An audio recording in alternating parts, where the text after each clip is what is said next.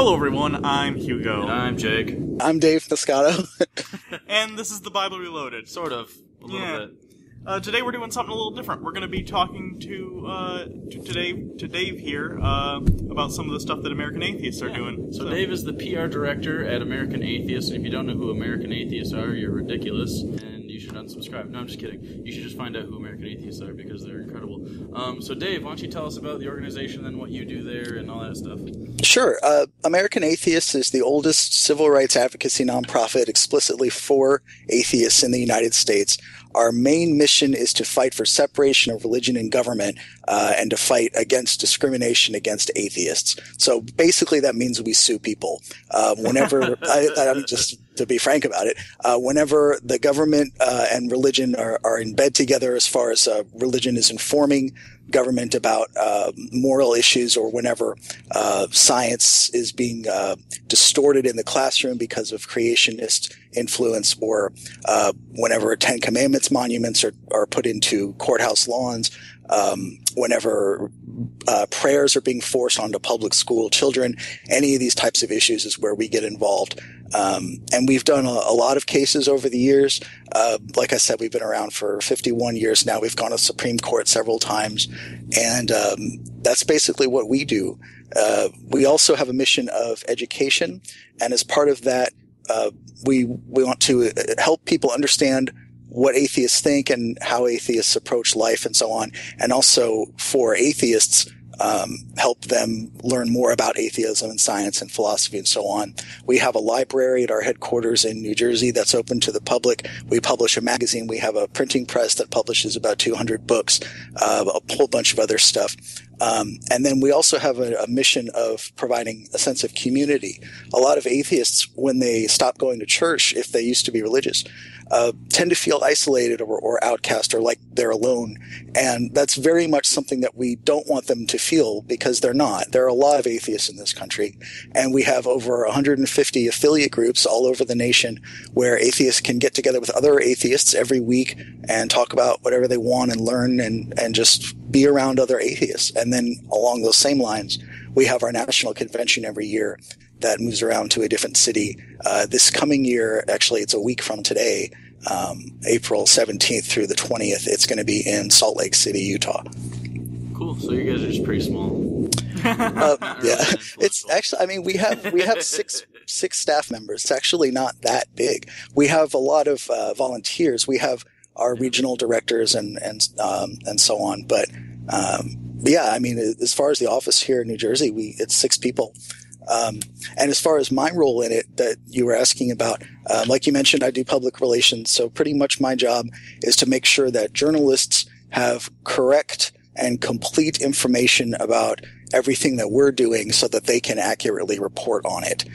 So I spend most of my time writing press releases and blog posts and on the phone with reporters. If you guys ever want to expand to 8, we could be your official Bible study leaders. I'll pass that along. Yeah, and also you obviously waged the war on Christmas, so thank you for that. Yep. Appreciate it. Congratulations. It only started in, 2 days before Thanksgiving last year? We're getting closer. Yeah, We're pushing it back slowly. Yep. Yeah, for any of you that don't know, Dave Silverman usually argues with Bill O'Reilly every Christmas, which is hilarious. It's quite entertaining. It's good TV. Yeah. So recently we have this Oklahoma City lawsuit about the Ten Commandments Monument. Why don't you tell us about that? Okay, so yeah, sure.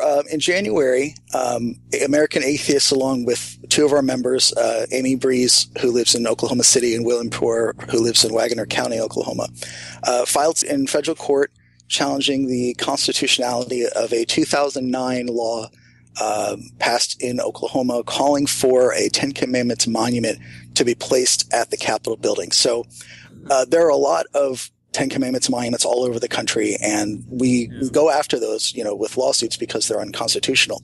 But what makes this case special, and the reason that we chose it specifically, is that usually the way this works is somebody will donate a Ten Commandments monument, and the city or the county or whatever will say, okay, you can put it there, which is still not appropriate, but that's usually what happens. In this case, the monument came second. First, there was a law passed by the state that said we require, like under law, for there to be a Ten Commandments monument at the Capitol building. And then somebody got the money together and donated it and they installed it. So there's actually a law on the books in Oklahoma explicitly calling for a religious monument of one religion at the Capitol, and that's it. So they didn't read too deeply into the Constitution, did they? They got to the first part, and they're like, I think the first paragraph pretty much we got it, right? Yeah. Well, there's some wonder, a rumor, I guess, curiosity, I should say, if this is a test case, if they are doing this intentionally to get this to the Supreme Court, knowing that somebody will sue, while we have a Supreme Court that's relatively conservative, so that we can set precedent showing that this is permissible. So it's, I mean, who knows if that's actually their reasoning. They're not going to admit that it's a test case if it is, but that's one possibility. But yeah, I mean, this is definitely unconstitutional. And we think that we can win at the federal court level before it even has to go to the Supreme Court. The Supreme Court only hears about 1% of the cases presented to it. If they think that it's not worth listening to, as far as being that important of an issue, sometimes they'll let the lower court ruling just stand and not grant what's called certiorari for it. So that's a possibility too, but it'll be several years before that happens. But yeah, so as far as where this is going right now, the monument was put in place in 2012, after the law passed in 2009. And pretty soon after that, a couple of other groups got involved. This made the news pretty recently. The Satanic Temple in New York, that Lucian Graves is the head of, decided that, well, if they're going to put in a Christian monument, then I think it's only fair that we put in a satanic monument. So they had drawn up, I can't remember the name of the figure. It's like a goat-headed person. Oh, yeah. If you've seen this, sitting in like a marble throne or something like that. It's pretty, it is pretty badass. Google it and look for the picture of this, Satanic Monument, Oklahoma. If you Google that, you'll find a picture. It's incredible looking, and there's really no constitutional, leg to stand on for why they should permit the Ten Commandments monument and deny the Satanic Monument. I mean, that's what happens. If you open that door, you open it to everybody. So of course, I mean, who expected otherwise? They said, absolutely not. We're not allowing the Satanic Monument in there. The Universal Society of Hinduism said, well, we want a monument too. So they submitted designs for that. And if our primary objective is to get the Ten Commandments monument removed. But if that's not possible, pretty much. Yeah. I mean, the alternative is to make it, what's called a free speech zone, which is what happened in Florida, in Stark, Florida, the last time this came up. And basically let anybody put a monument in as long as it meets certain, codes. It has to be a certain size and it has to be, a permitted installation as far as the quality of what it's made out of and so on. But right now, the commission in charge of deciding all of this stuff, after all of this stuff started happening, they placed a moratorium on new monuments while these cases are pending. So right now, it's just the Ten Commandments one, and they're not listening to anybody else. But we'll see what happens with the suit. If we're successful, then they'll have to remove it. Or if we come to a settlement with them where anybody can put a monument in, then we will put in our own monument, and so will the Satanists, and so will the Hindus. Carl Sagan riding a comet. That would be pretty cool. It really it blows my mind, though, that still in 2014 we're debating over separation of church and state, basic issues. It's amazing to me. Yeah, there are so many people who think that for whatever bizarre reason, the Ten Commandments are like the basis of American law, which is absurd. We have the death penalty. Yeah, but not even just that. Like the first commandment says that I'm the Lord your God, and you can't worship anybody else except for me. which is in direct conflict with freedom of religion. You can worship any god you want or no god. I mean, they could not be more opposite. And then, I mean, you have, you know, which one is it? I think it's the 10th commandment that says, don't covet, you know, any property that belongs to your neighbor. I mean, if we really lived by that, like, hello, capitalism would not be how, I mean, you know, that's kind advertising of the point. Companies would have to shut down. Mm-hmm. And, yeah, I mean, and adultery is one of the 10 commandments. And I mean, it's seen as taboo and it's not socially accepted, but it's not illegal. And, you know, taking the Lord's name in vain, I mean, that's explicitly countered with free speech as far as, you know, being able to say goddamn or being able to say God doesn't exist or something like that. I mean, the whole thing is just ridiculous. There's absolutely no argument for saying that our laws are based on the 10 Commandments. They simply aren't. I think now it's Carl Sagan writing a comment, and then there's a paragraph, and he's just saying everything, and the whole paragraph is him not following each commandment in order. Following with, God damn it, that was cool. Yep. Well, this is a bonus question. What's your favorite case that you guys have won? Really, it's the first monument that we had in Stark, Florida. That was about 6 months after I started here, and it was a really historic moment. I think never before in the history of the United States had an atheist-sponsored monument been placed on government property with permission and authorization from the government. That was the first time that it ever happened in the 200-plus year history of this country. And given all the religious monuments that we have, it just really felt amazing to have that kind of recognition and have, you know, 200 people from all over the country fly into this little tiny town in Florida to watch this happen. And, you know, news people from all over the country, every single news network covered that story, and a lot of international news networks covered that story. And it was just amazing that this all happened in this tiny little town because one person who just thought it wasn't right decided to stand up and say something. And that really meant a lot to me. It showed me that you don't have to be like super connected or have a ton of money or whatever to get things done. That's not the way activism works. The guy who did it, Daniel Cooney, was the plaintiff, and he was a member of ours, of American Atheists, and he wasn't particularly outspoken as an atheist. He just is a non-believer and a member of ours. And he got in touch with us and said, you know, they put in this monument here, and I don't think that's right. I think we should do something about that. And that's really difficult to do in a small town when every single person there knows who you are, knows where you live, goes to school with your kids, and knows that, you know, you're turning their town into a circus. And I'm sure it was difficult on his family, but it was the right thing to do.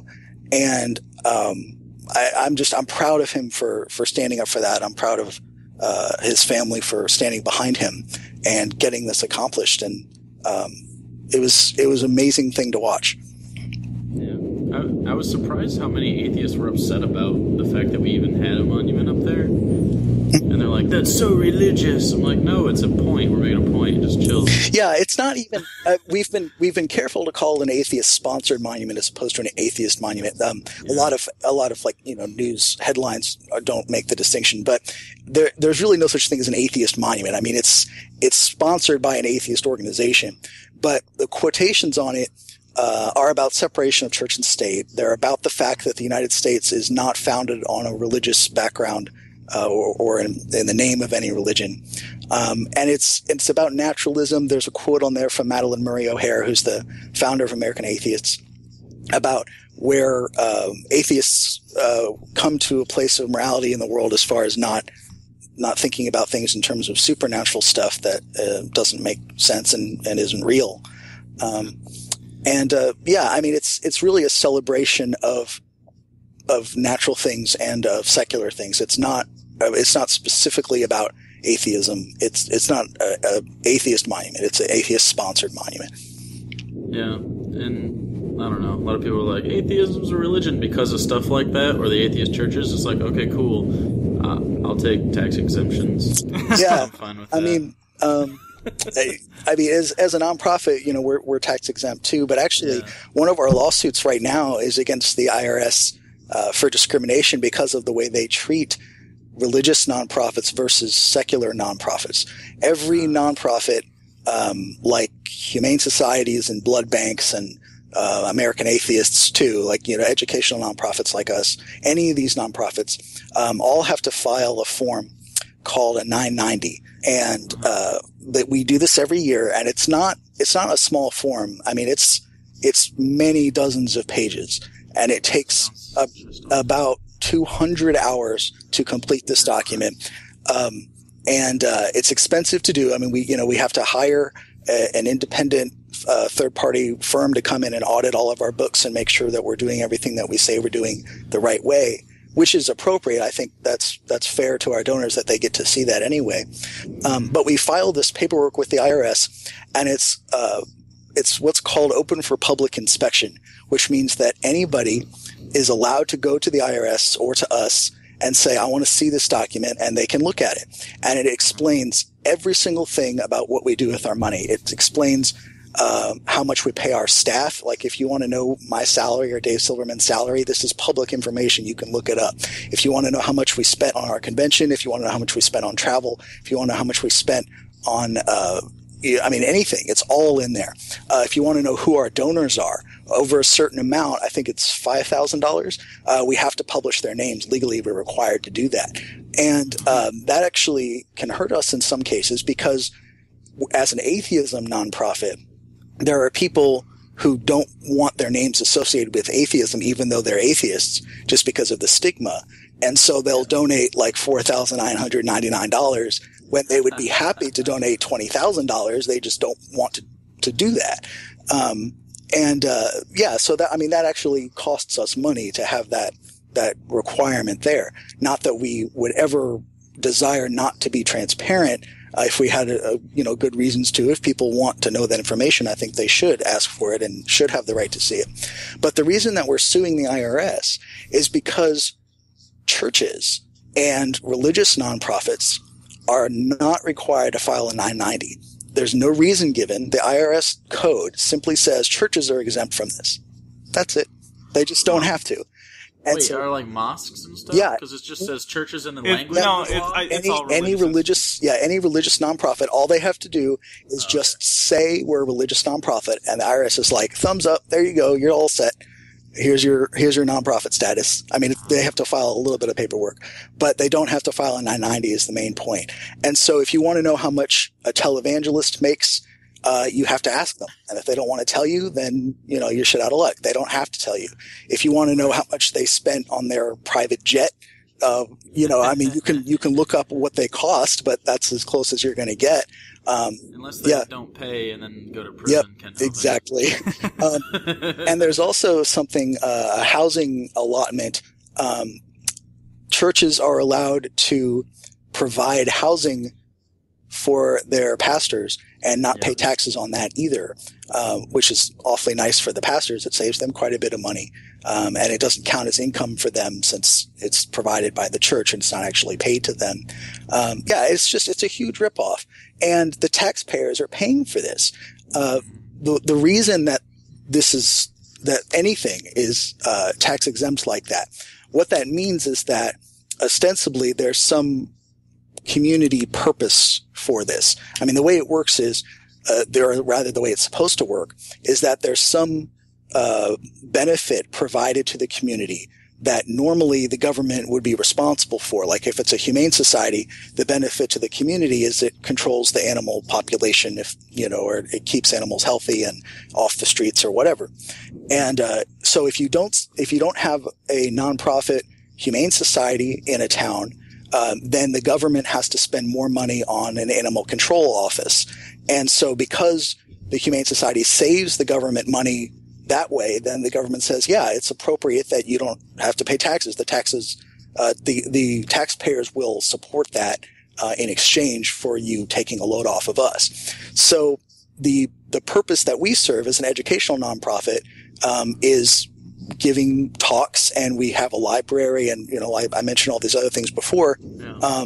And that's the purpose that we serve, is to educate people, and that's why we have a tax exemption. And if we don't prove that we are being educational by getting a minimum new numbers of books to our library every year, by having a minimum certain number of visitors to our library every month, and so on, we lose our status because we have to prove that we're actually educating people. Churches don't have to do that. They just have to say we're a church, and that's it. And further, I see a problem with this as far as if they're supposed to be providing some community benefit or community service, and basically what we're saying is teaching people to believe false things is some community benefit that taxpayers should support. And I don't agree with that. But yeah, I mean, that's kind of tangential. But the real thing is that it's discriminatory as far as how we're being treated. It should be the same standard for all nonprofits. If you're a religious nonprofit or a non-religious nonprofit, if you're going to require one type to reveal certain information or make available certain information, then they all should have to do it. And if you're not, then none of them should have to. We are happy to do it, and even if it wasn't lawfully required, legally required, we would still do it because we want our donors to have that information. We think it's fair that they have access to it. But the fact that it's legally required or we lose our status is discriminatory, because that's not the same standard to which the IRS holds churches. Right. And I could be wrong about this, but as I understand it, one of the stipulations of the tax exemption for churches includes that they can't be involved in political action, or else they lose their special status. That's right. And the same is true of us, by the way. We cannot endorse any specific candidate or any specific party. Now, of course, our staff, individually, personally has opinions on certain political things. Yeah. I mean, I personally tend to vote Democrat, even though I'm not registered as a Democrat. I disagree with Democrats about a lot of things, but I am extremely liberal. I'm extremely progressive, and usually that's the way that I end up voting. I really like Jill Stein, but she's not going to get elected, so I voted for Barack Obama. But yeah, I mean, not all atheists, by the way, are progressive and liberal. It's actually kind of interesting. About 20% of the 60 million non-religious Americans call themselves conservative, and half of those 60 million Americans, 30 million of them, would favor a smaller government as opposed to a bigger government. It's surprising to me when I learned that information, but that's the way it is.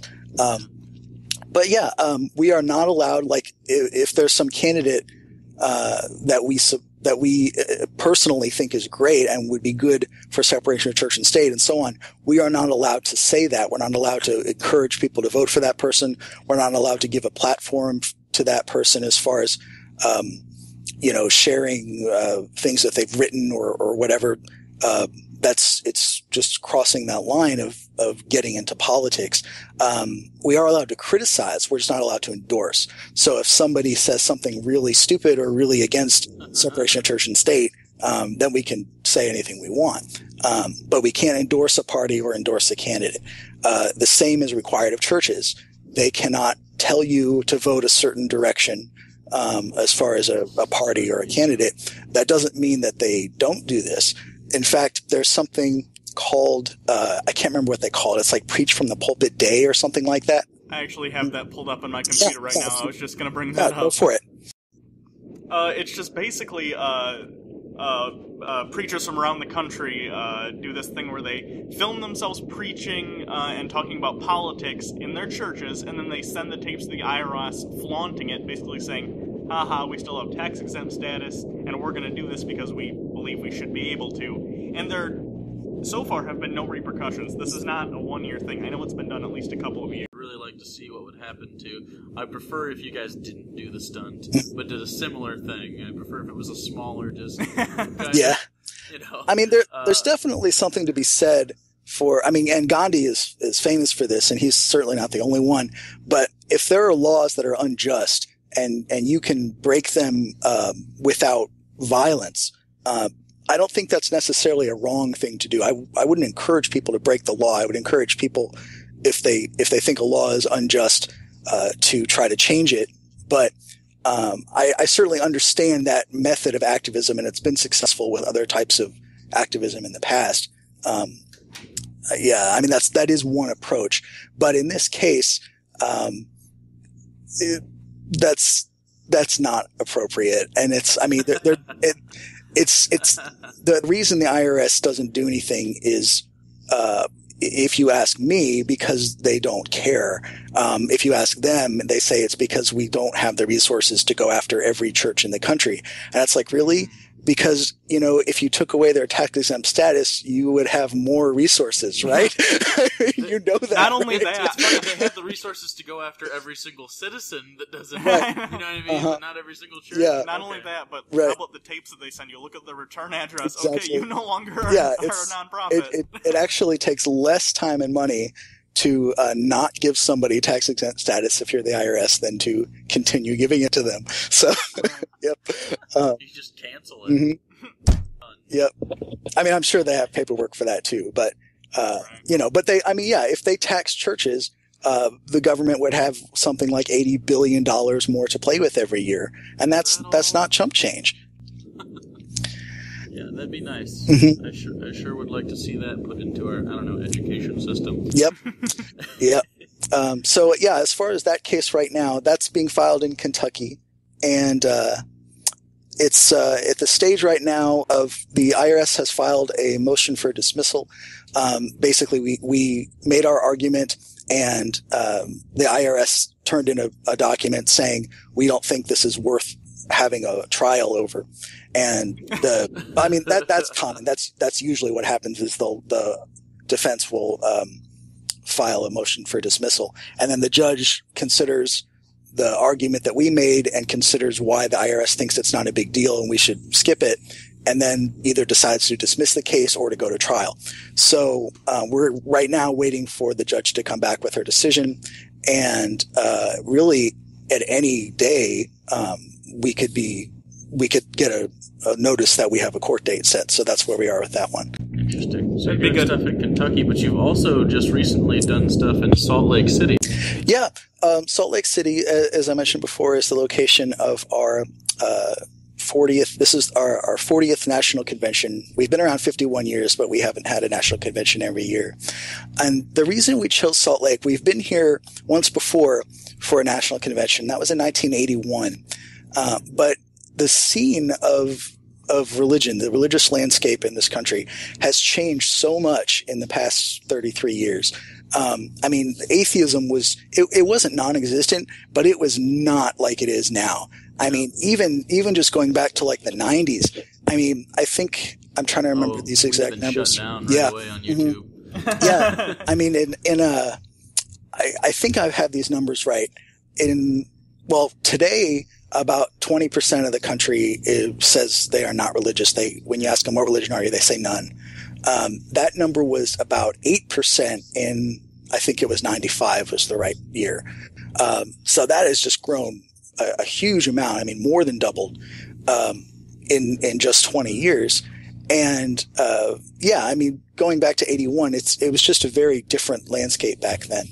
The Mormons especially, it's a cult. It is. There's just no other way to put that. It's an even crazier, even more loopy form of Christianity, which is already bizarre and believes false things. But the worst part about it is that it's terribly isolating. If you live there and you're not a Mormon, we ran into this trouble when we were trying to promote our convention. Yeah. There are 9 companies in Salt Lake City that have billboard space that you can lease. And we wanted to put up some billboards to promote our convention.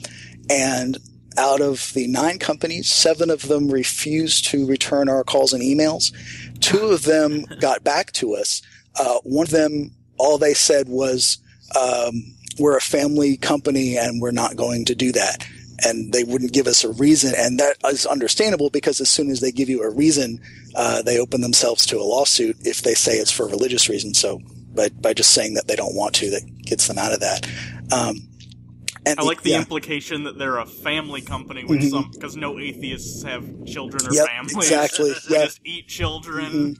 Yeah, that's another way of saying that they're conservative and don't like atheists. But and then the second company that returned our calls originally said that they were interested in working with us, and I think our sales rep actually really was. He was very nice, and he always called me back right away and everything. But whenever we gave him a design and he ran it, because you have to get approval from the higher ups to do this, it was always rejected. And we finally just said, okay, we've watered this down as much as we possibly can, while still saying the word atheist, because that's in our website name. So we can't take that out. But I finally just said, okay, what can we say? What do we need to change to get you to approve this? And he finally just said, my boss really just says that there's really nothing that you could do that we would approve. And it's okay, well, you could have just told me that at the beginning. But so what we ended up having to do, we found a company based in Denver that just random chance happened to own some billboards in Salt Lake City. They owned 5 of them, but 4 of them were leased through the end of the year. So the only one we could get was the one that was left. Our concept for the campaign that we wanted to run would have been 3 billboards. So we had to come up with a new idea that would work on a single billboard. And we put that up, and it took 2 extra months to finagle this from when we wanted to put it up. But that's how we ended up doing it. And the reason for this huge mess was simply that nobody in Utah wanted to be associated with atheists. They knew that if word got out that they did business with an atheist, that other businesses would not want to do business with them. And we've seen this over and over every time. We had the same problem when we were looking for a photographer to shoot the billboard models. And it just, people didn't want to talk to us. And it sounds kind of silly, but it really is like the mob. They're these clean cut, shaven, nice, whatever, but everybody's scared of them. Everybody's scared of offending them, and of getting on their bad side, because they run everything in Utah. And, it's really sneaky, because they don't seem like that, but they really are like that. Especially when you're talking about things like same-sex marriage, which is a really big deal in Utah right now, and liquor laws. I don't know if you guys have been keeping up with the same-sex marriage stuff that's going on right now. In Michigan, actually, where we live, we had it for 14 minutes, and then they put it on hold. Yeah. But I think it's going to get through, but our governor, Snyder, doesn't want anything to do with it. He's taking the I don't care one way or the other approach. Kind of like Ike with equal rights for blacks. Yep. It's come on, man. You guys, they know what side this is going to fall on historically, and they know that. You can see where this is going, and it's not going to be good for people who say that. Basically the same thing happened in Utah, except instead of 14 minutes, it was 12 days, I think, before a stay was issued. And something like 1,000 or 1,200 or so couples got married during that time. And now there's a stay, so they can't get married right now. And Utah, the state, has said that they are not going to recognize the benefits for those couples that are married. They're not going to recognize their marriages. The federal government has come out and said that we will recognize their marriages. When you file your taxes at the federal level, then you can file jointly. But if you're filing at the state level, then you have to file individually. That kind of sucks. Does that affect custody? Are you aware of that? It affects all sorts of things. There are thousands of things that if they were to stay into limbo like that. Mm-hmm. Yeah, there are thousands of things that are affected by whether you're married or not, from everything from visiting each other in the hospital to custody of children to if somebody dies, where your property goes, who makes decisions about where you're buried or whatever. And taxes. And I mean, there's a million different things that have to do with whether you're married or not. It's really just pathetic that the government is treating it that way. But I think the part that really pisses people off is that, progressive activists in Utah worked so hard to pass that law that said that people could get married if they're the same sex. And as soon as they did, the governor said, I don't think so, and is fighting back.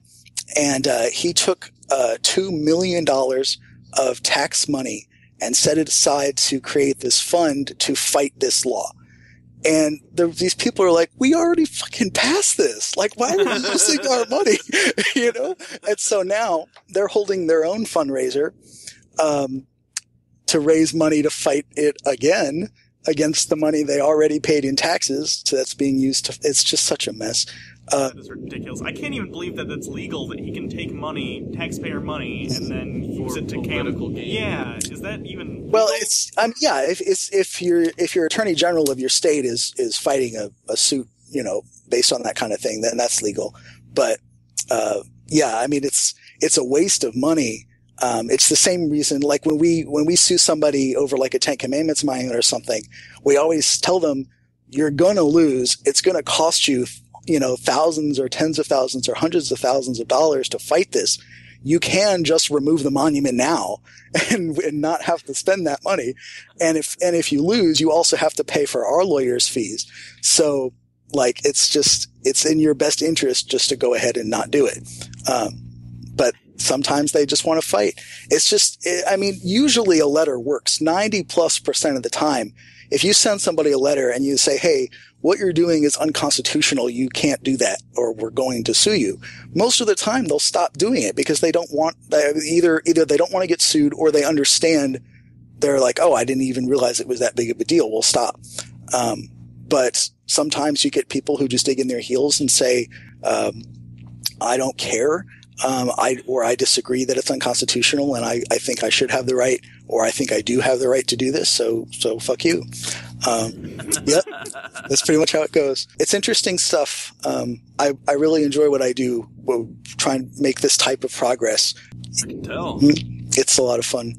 But yeah, as far as Utah, it's actually, I don't necessarily want to say lucky, but it was just a coincidence that worked out in our favor. Chris Kluwe, who used to play for the Minnesota Vikings, he was let go from that team after I think 8 years with them or something like that. And he says that the reason is that he is extremely active as an advocate for same-sex marriage. And I would tend to agree. They say it's just because he was getting older as a player and his numbers were not, stellar anymore, and he cost more because he wasn't a rookie anymore. And they just wanted somebody younger and cheaper and better. But he didn't get picked up by any team, though. Right.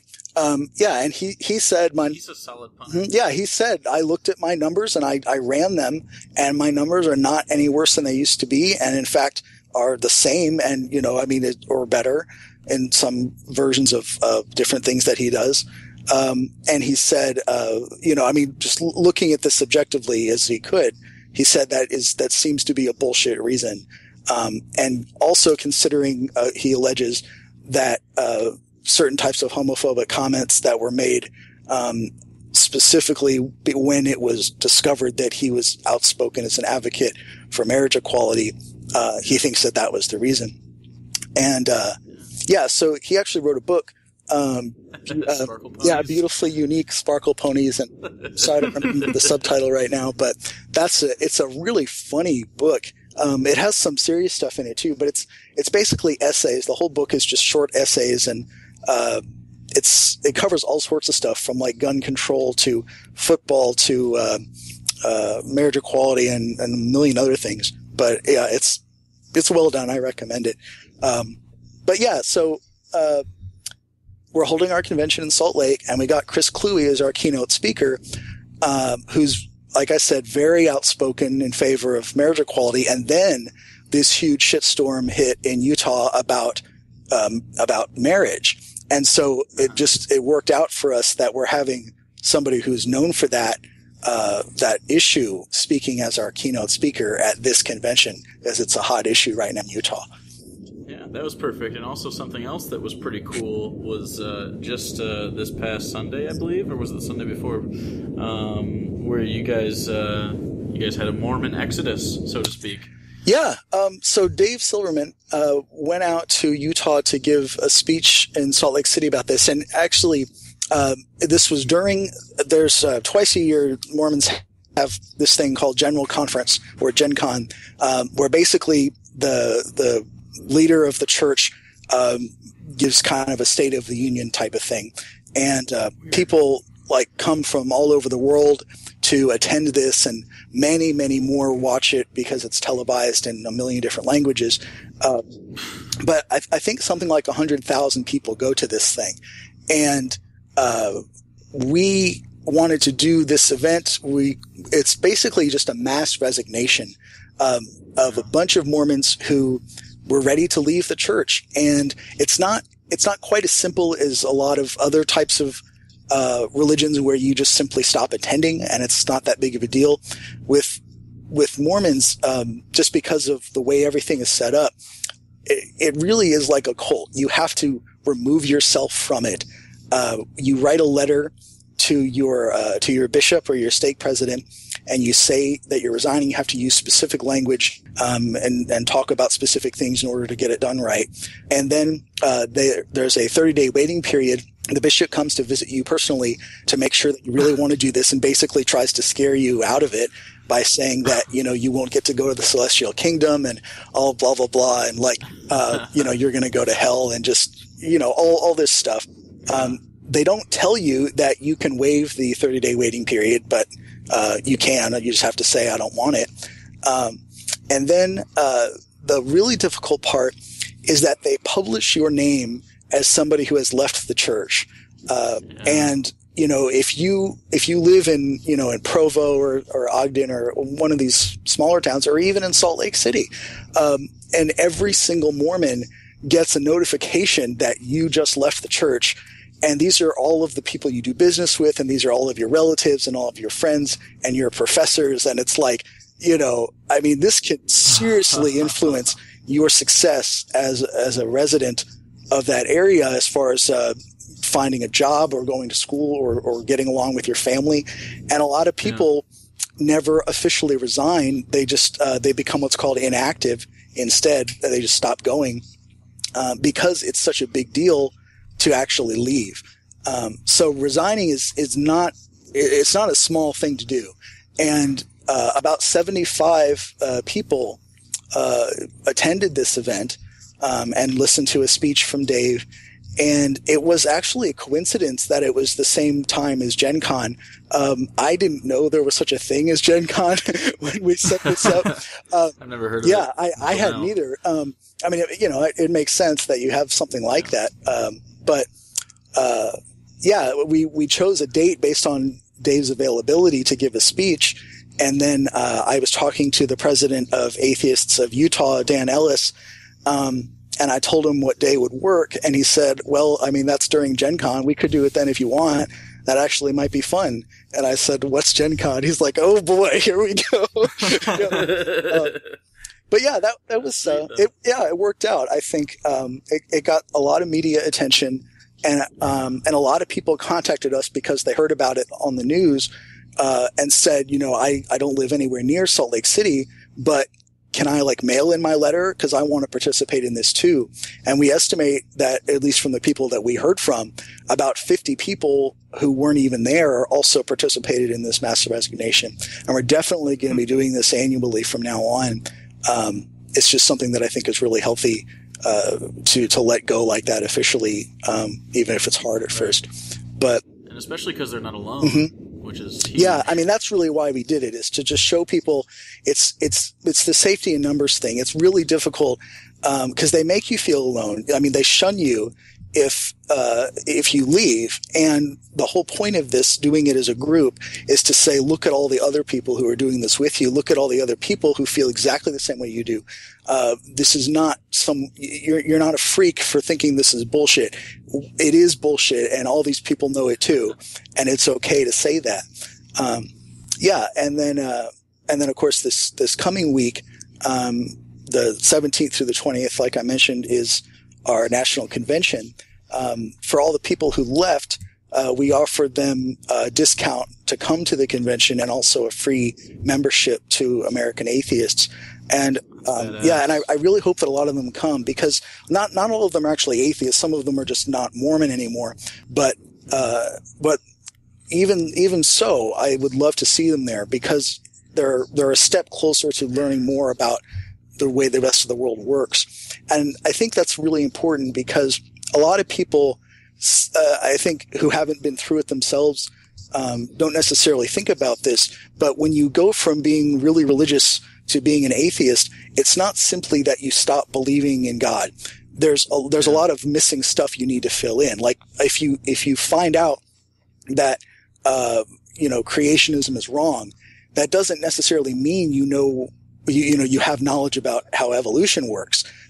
Or if you find out that that Jesus was not the Son of God, you need to learn all of that actual history that you were lied about when you were in school. And so that's part of what we do, is we have all these talks at our convention where we educate people, like I said, as part of our mission. And not all of the talks are about strictly educational type of stuff. I mean, P.Z. Myers is an evolutionary biologist, and, he tends to talk about that kind of stuff. But we also have like Faisal Saeed al-Muhtar, who is an activist from Iraq, who's going to be talking about those types of issues as far as separation of church and state and growing up under an Islamist dictatorship. The reason that he came to this country, it's actually a pretty crazy story. He was an atheist activist in Iraq, which is, that's asking for it. The Taliban killed his cousin and his brother and his best friend, and basically said, when we get to you, you're the next one, and shut the fuck up. And he's like, okay, it's time to get out of the country. So, he went to Malaysia, and I can't remember where the other place he went was, before he ended up coming to the United States. And he's a political refugee and is officially, on paper, he lives here, and he's going to become a citizen at some point. But it's really amazing. In a year, he's been here a year. The first atheist event he ever attended was our convention last year in 2013 in Austin, Texas. As it turns out, Texas, for whatever bizarre reason, I don't know why, but I wouldn't have expected it, has an excellent refugee program for international people in trouble. Unless they're Mexican. Yeah, pretty much. Yeah, that's why I was confused when I heard this. But yeah, so he was there as a political refugee, and I knew him through the internet, the Global Secular Humanist Movement Facebook page. That's a big page. It has like 250,000 people on it. He's the one who started that page. And I had been chatting with him online, and I had told him about the convention. And I told him it was in Austin, and he said, I'm in Texas. And I said, well, you should come. He's like, okay. So he came. But yeah, in the last year, he's really accomplished some amazing stuff. He's spoken at Harvard. He's spoken at American University. He's spoken at a lot of different schools. He's now working with Sean Faircloth in this new organization that comes up with basically strategy for international activism. He's doing public relations for them, and then he's going to be speaking at our convention. And he hit the ground running when he got here. This was an excellent move for him. I think he's going to accomplish some good stuff. And then who else do we have? Brian Keith Dalton. Yeah. Brian Keith Dalton. I mean, it's Mr. Deity. Gotta love that. Oh, I love him. Yeah, he's hilarious. There's one, if you go to the Mr. Deity YouTube channel, Mr. Deity and the Advocate is the name of the episode that has Dave Silverman in it. It's pretty funny. He makes a deal with the devil to help the public relations image of atheists so that people don't think we're as evil as we are. It's pretty cute. Seth Andrews, Greta Christina. I mean, you got all of them. Got everybody that's anyone. Juan Mendez. That's good. Yeah. Arizona House of Representatives. One thing that we're trying to do this year, we have all the main people that everybody knows, like mentioned Matt Dillahunty and PZ Myers and Greta Christina and everybody. But one thing that we're also trying to do, our keynote speakers, all four of them have never before spoken for an atheist audience. We have Chris Cluey, the football player, this is his first atheist convention. Denise Stapley, who was a reality TV person, she was the winner of Survivor Philippines. She's an atheist. She's also a sex therapist, actually the only registered sex therapist in the state of Iowa. But she's... there's only like 4 people in Iowa, to be fair. Mark White is the bass guitarist for the band Spin Doctors. And... what? The Spin Doctors? The catchiest song ever created? Yep, that's right. And then Yaman Chan, who actually was also on Survivor. He was on Survivor Fiji. He's also a physicist, that's his day job. And then... just a physicist. He's pretty cool. I haven't talked to him in person yet, but I'm really excited to meet him. And then we also have Barbara Hillary, who, for her career, she was a registered nurse. She's old now. She's in her 80s. But when she was 75, she went to the North Pole, and she was the first African-American woman to ever do that. And then she went to the South Pole, and she's the only African-American woman to do both.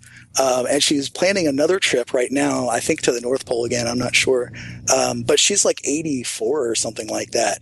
And she's a hardcore atheist, like anti-theist atheist. And it's just funny because she looks like this little old lady. Look like it, yeah. But she's vicious about religion, and she's really cool. Andrew, you have my favorite Christian, Reverend Barry Lynn. Yeah, he's an interesting guy. I got to chat with him quite a bit actually at where was that now? Was it SSA? It might have been SSA. He spoke at SSA. Yeah, it was either SSA or Reason Fest. I spoke at a convention that he spoke at, and I ended up giving him a ride back to his hotel or something like that. I can't remember what the situation was, but we talked for like 20 minutes in the car, and he's a really smart guy. I mean, I knew that already, but it's interesting that he and I have such similar goals and work together so well, despite the fact that he's a reverend. But I think that just goes to show you, though. I mean, separation of religion and government is such a base value that really serves everybody's interests, not just atheists. Because if you're not the specific religion in power, then it's also against your interests to have religion mixed with government. I mean, if say you're a Catholic, and Catholics officially at least accept evolution. They think that God guided the process, but they admit that the Earth is billions of years old, and the universe is 14 billion years old, and so on, and that evolution happens. And if we did live in a theocracy the way that a lot of Protestant politicians wished that we did, and try to make it into this, and you're a Catholic, say, they're going to want creationism in the schools. And as a Catholic, even though you're both Christians, you're going to say, I don't want my students, my kids going to public school and learning creationism. And I mean, and that's even if you're the same religion. I mean, if you guys can't even agree, then it's like, this is why we want separation of church and state, because if you keep it neutral, then everybody's happy. And that's really the only way to accomplish that. So can people attend the convention still? Or is it still open? Because I know it's coming up pretty soon. It's on the 17th. It starts. We're closing online ticket sales soon. Let me see if I can remember when that was. I think it's the 14th or the 16th or something like that. But we're also going to allow walk-in registration. But the thing that I really want to let everybody know is that we have made available on popular demand one-day passes. And the reason that we've done this is specifically because things are a little bit different in Salt Lake City. A lot of people in Salt Lake are closeted atheists for the same reasons that I was talking about before. You can't just say that you're an atheist in Utah. It doesn't work like that. We want to change that. That's why we're going there. That's part of what we're doing. But a lot of people who are interested in this convention and want to come, it would be impossible for them to attend and miss Easter Sunday. Like it would just be too suspicious for their families, and they wouldn't be able to do it. So what we're doing is we're making one-day passes available. So Thursday, Friday, Saturday, Sunday, any of those days that you can come, you don't have to pay the whole the whole thing if you can only come for the one day. And also we have student admission, which is $40 for all 4 days. That you can come and go as you want. So we're hoping to get a lot of younger people in there too. That's another thing that was interesting as far as just an example of really, I mean, it sounds kind of silly, but it's really oppression in the way that this works. There's a Secular Student Alliance group at the University of Utah, and we had this idea for a billboard. We wanted to address the stereotype that everybody in Utah is Mormon, and that's false. So we got this idea that we were going to say, think all Utah's students are Mormon, think again, and then say they're atheists and have an arrow pointing to a big group of students. So we were looking for atheist students who live in Utah who are willing to appear on a billboard. That's asking a lot of somebody because, like we were saying before, being public about your atheism is asking for trouble. Or at least it's perceived to be. And so we thought, okay, we're going to go to the SSA group, and surely they'll be happy to be on a billboard. They'll think it's fun. Cool. Every single one of them was like, oh no, there's no way. My parents can't find out I'm an atheist. And I'm like, guys, you're the officers of the group. Like, I mean, that's not bad. that fun. I understand. And I don't want to get anybody in trouble or anything, but like, if even the group officers can't come out in that public of a way, that's when you know that the Mormon Church has way more power than they pretend that they have. They say that they don't influence society and don't pressure people and, whatever, but they do. Actually, there was kind of an interesting article about this 2 years ago in the Salt Lake Tribune about liquor laws. Liquor laws in Utah are ridiculous. They have all of these really specific things, like kegs are illegal. Actually, any container over 2 liters that holds alcohol. You can't have beer that's more than like 3.2% alcohol or something like that. You're not allowed to mix drinks in view of a customer. So at bars, they have, so they can roofie you at bars, pretty much. In bars, they're called Zion gates. They have these like frosted glass enclosures where the bartender has to go behind it to mix the drink and then bring it back out to you. You're not allowed to drink at a bar without also buying food. Like, it's against the law for you to just order a drink. You have to also order something to eat, and they can't just give you like pretzels or something. You have to pay for it. It's just, I mean, all these, they can't sell liquor after midnight. It's just like all of this stuff, and it's totally because of the Mormons. Like, we all know this, Mormons don't drink. It's against their religion, and they try to force that on everybody else. And then they say, we don't pressure people. If you choose to be Mormon, then that's your choice. And if you don't, then we don't care. But they do. And they want everybody else to follow their rules, which is exactly what we're seeing with marriage equality. It's exactly what we're seeing with the liquor laws. It's what we're seeing with everything that's going on there. And that's what we fight. That's why we do this, and to expose this kind of thing. But the 2012 article that I mentioned about liquor laws, what ends up happening is because a law will not pass if you propose it and you have people vote on it, and the Mormon Church tells their members don't vote for this, which they're allowed to talk about laws that way. They can't talk about candidates or about parties, but they can say for a specific law, we encourage you not to vote for this issue. They just decided to save some time, the lawmakers did, and said, okay, instead of proposing a law and having people consider it and the church telling them which way to vote and then voting and then it getting shot down. Why don't we just take the bill to the church, have them look at it, ask them which way they're going to tell people to vote, and if they don't like it, then we'll just change it until they do, and then we'll put it up to a vote. So basically, that is the worst abuse of separation of church and state I've ever heard. That is taking a law to a church and saying, do you approve of this? Like, what the fuck?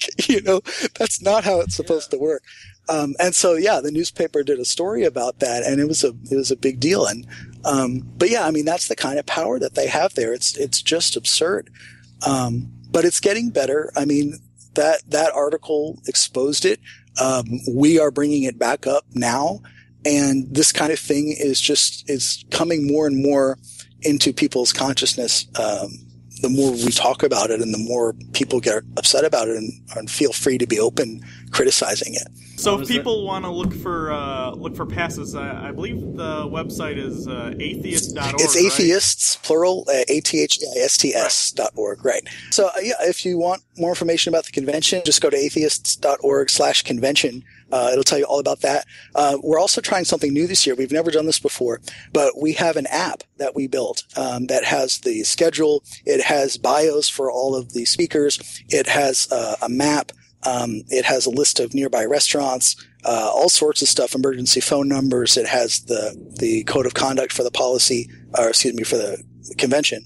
We're really excited about it. I think this is something we're going to do from now on.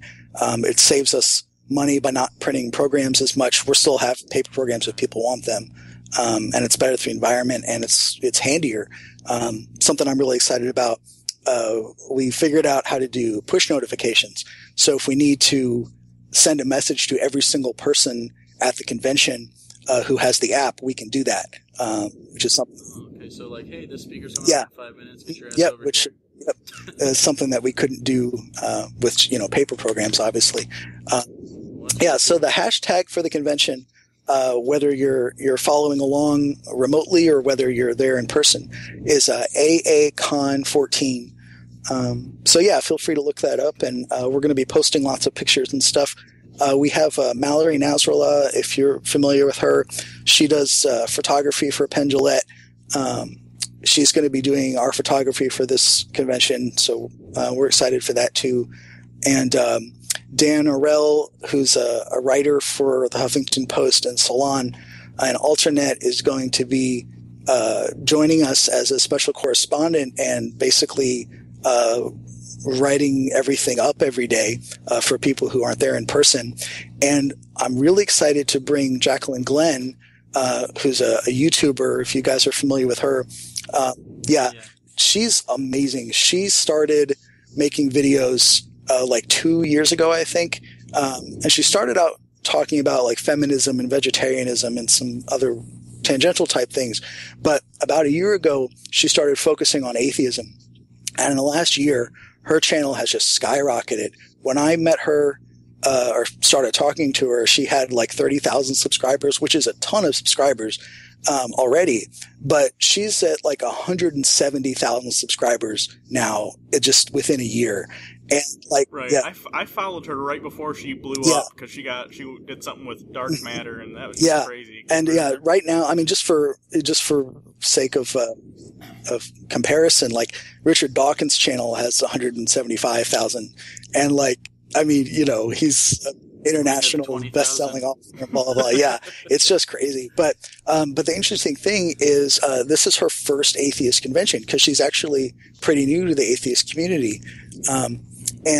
She's going to be, we're calling it the on-the-scenes reporter. She's going to be going around with a camera person and a microphone and interviewing speakers and interviewing attendees. And we're going to be using this footage. We have I didn't mention this before, but in addition to our magazine and our books and our library and so on, we also put out a weekly TV show called The Atheist Viewpoint. And we're going to be using footage from these interviews for that show too. So that should be a lot of fun. So atheists.org is the website. If you have any questions for me, I'm the one to ask about all this stuff. If you go to our Facebook page or our Twitter, I'm the one who gets the direct messages and the Facebook messages from that. You can also contact me through our website. If you go to atheist.org/contact, if you have any questions about the convention or anything else, I'm happy to talk to you. My phone number at my office here is 908-276-7300. And my extension is 7, and you can call me anytime. I'm happy to chat with people about questions about religion or questions about atheism or anything that you would want to talk about. So that's me. You were a braver man than me to give out your phone number. It's on our website too, but yeah. Do you get phone calls from angry people a lot? Not so much phone calls. We actually tend to get more. I mean, sometimes once a week maybe, but. We tend to get a lot of hate mail through email, which is the stupidest way to do it because that's the easiest way to track you. I mean, just to be frank, like, especially if they're like, "Hey, I'm gonna blow you up." Oh, by the way, we know where we you're get death threats about once a month on average or so. But I mean, we track your IP address when you do that, so it's not like I don't know why. Yeah. It's just they're not thinking. But yeah, actually, we got a great letter just the other day. This is short. I'll read it to you. Just a few weeks ago, I saw you on Fox News. You were on the Megyn Kelly show and presenting your views as to why the cross at Ground Zero should be taken down. I have a great idea. Why don't you get the hell out of this country and go live in England? It's a totally godless country. You should be right at home. What? Sharia law? They have a state religion. They have a queen who's in charge of the Church of England. and an extremely high Muslim presence. Here he goes. I'm sick and tired of people like you trampling on my constitutional rights to practice my religion as I see fit. If you and your like-minded people are offended by the cross, then don't look at it, but keep your sniveling liberal opinions to your fellow believers and leave us alone. Paul T. Wagner. Well, thanks, Paul. I appreciate it. He's from Fort Worth, Texas. Paul T. Wagner, Fort Worth, Texas, probably doesn't watch this show. But when I get letters like this, usually what I do, I have a letter that I send back to them that says, we appreciate you taking the time to write to us. We don't have time to go through all of the mail that we receive, but we're really grateful for your support. You can make a donation to blah, blah, blah. Blah, blah. It's just... It's kind of like a passive aggressive. Yeah. It's fun. It's our version of we'll pray for you. Feel free to donate. So yeah, feel free to donate at patreon.com/TBR. So yeah, it was good having you on, Dave, and we'll probably see you in July in person, and we'll compare facial hair. I'd love to come back sometime, and if you guys are ever in the area, like I mentioned, we have our TV show. We'd love to have you on as well. So I don't hate the idea of that. Well, all right. So it looks like we have to make a trip to New Jersey. All right. Well, thanks for being on. We had a great time, and you're a wonderful speaker. Well, thanks. Yeah, anytime, guys. Appreciate it. Yeah, no problem. Right. So everyone, Dave Muscato from American Atheist. Go check out the convention. All the details are in the description box. Go do those things, or we'll hunt you down and fight you or whatever. All right. All right. Thanks, everyone. Until next time. I'm Hugo. I'm Jake. And I'm Dave. And this has been The Bible Reloaded.